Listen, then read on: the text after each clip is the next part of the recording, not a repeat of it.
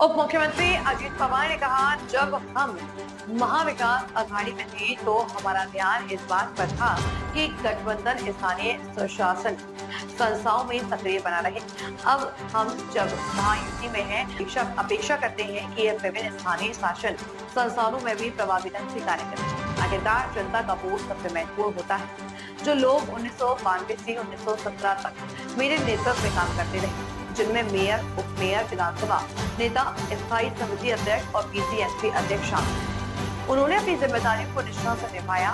उस समय विपक्ष के नेता के चयन की जिम्मेदारी भी थी और हम उसी प्रक्रिया को लगातार अपनाते रहे हैं। त्यावेळेसच्या टीमने केलं, मग ते महापौर, उपमहापौर, स्थानिक कमिटी चेअरमन, त्यावेळेस पीसीएमटी होती, त्याचे चेअरमन, सभागृह नेता, अशा अनेक मान्यवरांनी केलं।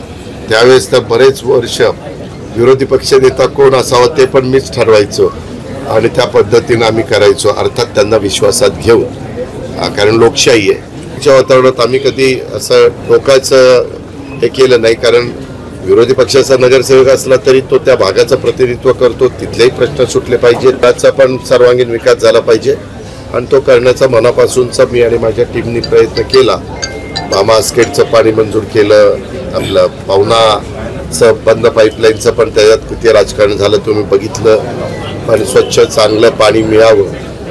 आंध्र प्रकल्पाचा पण बद्दल आपण विचार करतोय, कारण ज्या प्रकारे लोकसंख्या वाढते त्यावेळेस सकाळी मी नागरिकांवर चर्चा करत होतो की आता एकट्या पावनेचं पाणी आपल्या पिंपरी चिंचवडची वाढले झाली झपाट्याने झालेली वाढ लक्षामध्ये घेता ते पुरणार नाही।